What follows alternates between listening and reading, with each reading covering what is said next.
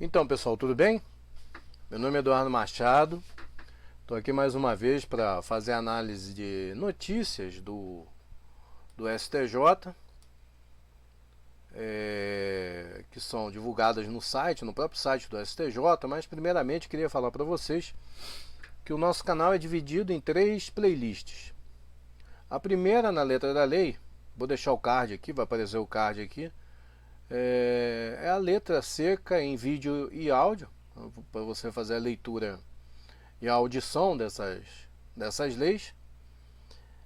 A segunda playlist é boletins de jurisprudência do TCU, do Tribunal de Contas da União, no mesmo formato da letra da lei, só que são as súmulas, né? Os enunciados de súmula do TCU, em vídeo e áudio também. Também vou deixar o card aqui para quem quiser conhecer. E a terceira playlist é Analisando Julgados, que é a playlist da qual esse vídeo aqui faz parte. Então a nossa dinâmica a gente faz uma leitura da notícia e depois faz uma pequena análise do que foi noticiado. Então vamos começar com a leitura. Essa notícia é do dia 4 de setembro de 2020 e corresponde ao habeas corpus 564.485. Então vamos lá. Sexta turma reconhece falta de fundamentos e revoga a prisão domiciliar de ex-vereador de Uberlândia, Minas Gerais. A prisão domiciliar é uma medida substitutiva da prisão preventiva e não uma alternativa à prisão. Por isso, a decretação da prisão domiciliar não dispensa os requisitos exigidos pelo Código de Processo Penal, CPP, para as prisões cautelares em geral. Com esse entendimento, a sexta turma do Superior Tribunal de Justiça, STJ, revogou a prisão domiciliar do ex-vereador de Uberlândia, Alexandre Nogueira da Costa, investigado na Operação Poderoso Chefão. Ele é suspeito de desviar dinheiro do transporte escolar do município e teve o mandato cassado pela Câmara Municipal em março deste ano. Apesar da revogação da prisão domiciliar, o colegiado manteve as medidas cautelares alternativas à prisão imposta ao ex-parlamentar pelo Tribunal de Justiça de Minas Gerais, TJMG, como o monitoramento eletrônico e a proibição de contato com os demais investigados. Quilômetros de excesso. De acordo com as investigações, Alexandre Nogueira seria o líder de uma organização criminosa que teria desviado mais de 7 milhões do município mediante aumento artificial da quilometragem apresentada pelos motoristas do transporte escolar. Segundo a apuração policial, os motoristas recebiam apenas o correspondente à quilometragem efetivamente percorrida, enquanto os valores relativos aos quilômetros em excesso eram desviados pelos operadores do esquema criminoso. O ex-parlamentar teve a prisão preventiva decretada em março de 2019, mas o TJMG, em habeas corpus, determinou que a medida fosse cumprida em regime domiciliar, aplicando ainda medidas cautelares diversas da prisão. Em novo pedido de habeas corpus, desta vez dirigido ao STJ, a defesa alegou que os demais investigados da Operação Poderoso Chefão estavam soltos e questionou a manutenção da prisão domiciliar e as das medidas cautelares alternativas. Preventiva e domiciliar.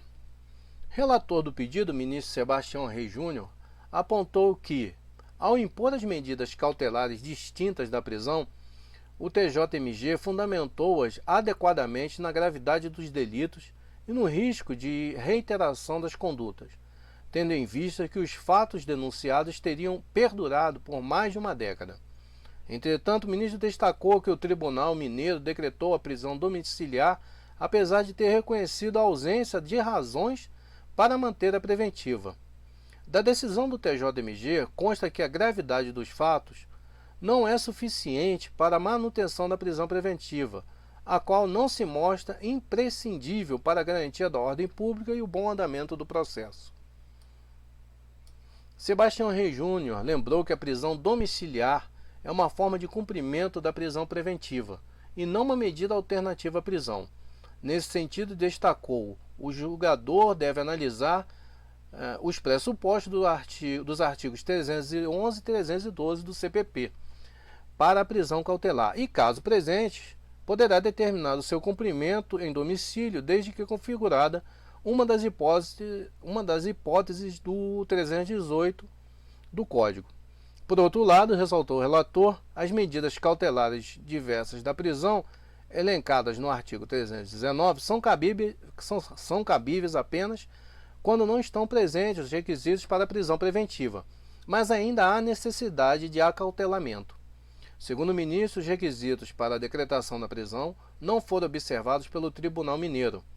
Ainda que assim não fosse, entendo pela necessidade de afastamento da prisão domiciliar ante a superveniência de dois fatos novos: a cassação do mandato do vereador pela Câmara Municipal e a suspensão da atuação da organização investigada, concluiu. E aqui eu sempre falo para vocês, eu recomendo imensamente a leitura do acórdão. É sempre importante fazer a leitura aqui do acórdão. E vamos fazer a análise aqui, né? O que aconteceu? Vamos primeiro aqui, ó. Trata-se de julgamento feito pela sexta turma, né? Que está dentro da terceira sessão, que é de direito penal. Tá vendo aqui, ó, sexta turma. Então, se é sexta turma, está na terceira sessão. E terceira sessão é direito penal. Então, o que aconteceu aqui? Aqui é interessante que foi o Tribunal de Minas Gerais, o TJMG, decretou, falou que não estavam presentes os requisitos da preventiva, mas decretou a prisão domiciliar. Só que primeiro tem que estar, como ele explicou aqui, primeiro tem que estar presente os requisitos da preventiva, para depois ser dada a possibilidade da domiciliar. A domiciliar não é substitutiva, né? Que nem o próprio texto fala aqui, ó. Não é alternativa à prisão, né? Aqui, ó, a prisão domiciliar é uma medida substitutiva da prisão preventiva, é substitutiva. E não uma alternativa à prisão, né? Ou seja, primeiro ele tem que estar presente os requisitos da prisão preventiva e depois tá os requisitos para a prisão domiciliar, se ele faz jus a ficar na prisão domiciliar. Então vamos lá, né? Ele menciona os pressupostos do artigo 311 e 312 do CPP, 311 e 312. Então vamos fazer a leitura aqui, ó. Artigo 311 do Código de Processo Penal. Em qualquer fase da investigação policial ou do processo penal, caberá a prisão preventiva decretada pelo juiz, a requerimento do Ministério Público, do querelante ou do assistente, ou por representação da autoridade policial. Beleza, 311 e 312. A prisão preventiva poderá ser decretada como garantia da ordem pública, da ordem econômica, por conveniência da instrução criminal ou para assegurar a aplicação da lei penal, quando houver prova de existência do crime e indícios suficientes da autoria e do perigo gerado pelo estado de liberdade do imputado, né? O artigo 312. Beleza.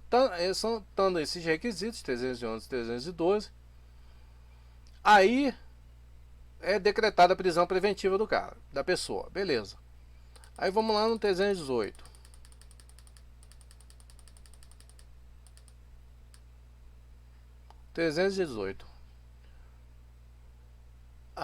Poderá o juiz substituir a prisão preventiva pela domiciliar quando o agente for maior, inciso 1, né? Maior de 80 anos, inciso 2, extremamente debilitado por motivo de doença grave, inciso 3, imprescindível aos cuidados especiais de pessoa menor de 6 anos de idade ou de deficiência, inciso 4, gestante, inciso 5, mulher com filho até 12 anos de idade incompletos, inciso 6, homem, caso seja o único responsável pelos cuidados do filho de 12 anos de idade incompletos. Parágrafo 1. Para a substituição, o juiz exigirá prova idônea dos requisitos estabelecidos nesse artigo. Então, primeiro ele tem que passar pelo 311, tem que preencher os requisitos do 311 e do 312. E caso ele caia em uma dessas situações aqui do 318, é que pode ser dada cadê o 318? Que pode ser dada a prisão domiciliar. Então o que aconteceu no TJMG? Não foi, ele deu a prisão domiciliar sem estar esses requisitos, sem ter sido analisado esses requisitos de concessão da prisão domiciliar. Ele falou, não estão presentes, mas frente à situação, a gravidade, prisão domiciliar. Eu decreto a prisão domiciliar. Foi o que foi dito no tribunal no TJMG. Então o ministro do STJ, o Sebastião Reis Júnior, falou, não tem nada disso não. Se não estão os requisitos da prisão preventiva, também não tem como você chegar na prisão domiciliar, porque não estão nem os requisitos da prisão preventiva, né? O que foi mantido foi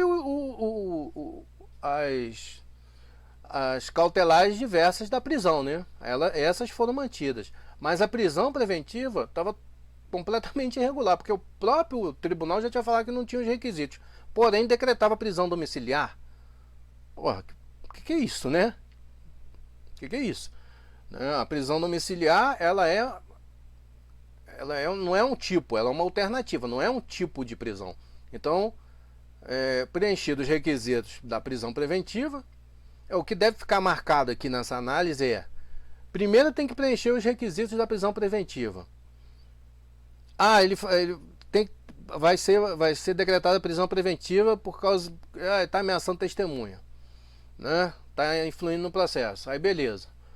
Mas ele tem, então beleza, pode ser decretado a prisão preventiva. Então tá.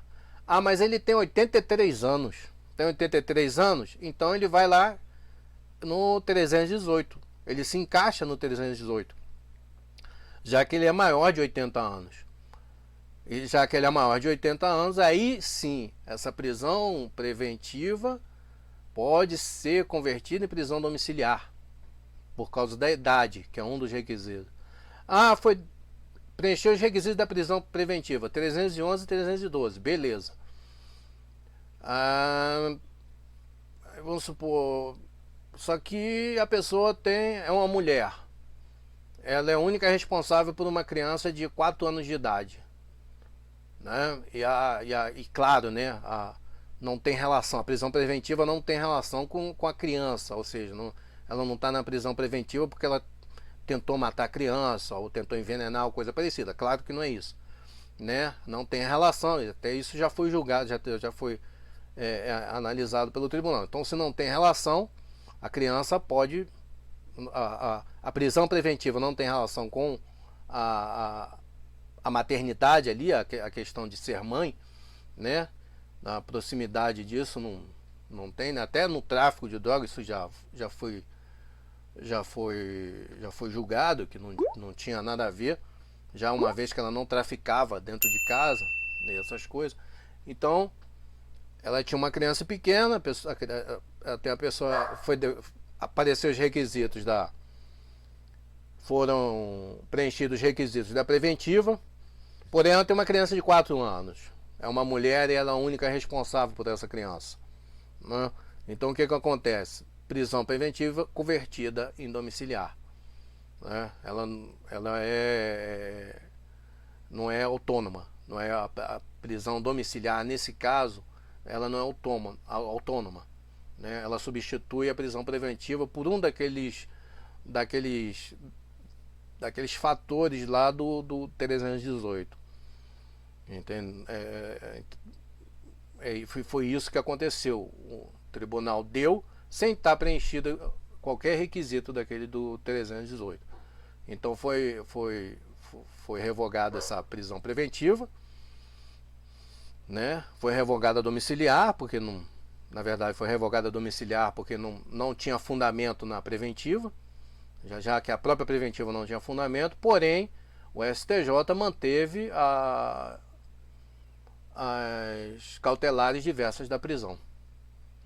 Então achei bem bacana isso, né? Para a gente fixar bem isso, para guardar que para ter a domiciliar tem que estar preenchido os requisitos da prisão preventiva. Beleza, pessoal? Aí, brigadão. Mais uma análise que a gente faz aqui. Eu vou deixar aqui um cardzinho do nosso último vídeo. E até uma próxima análise aí de notícias aí do STJ. Obrigado, pessoal. Um abraço.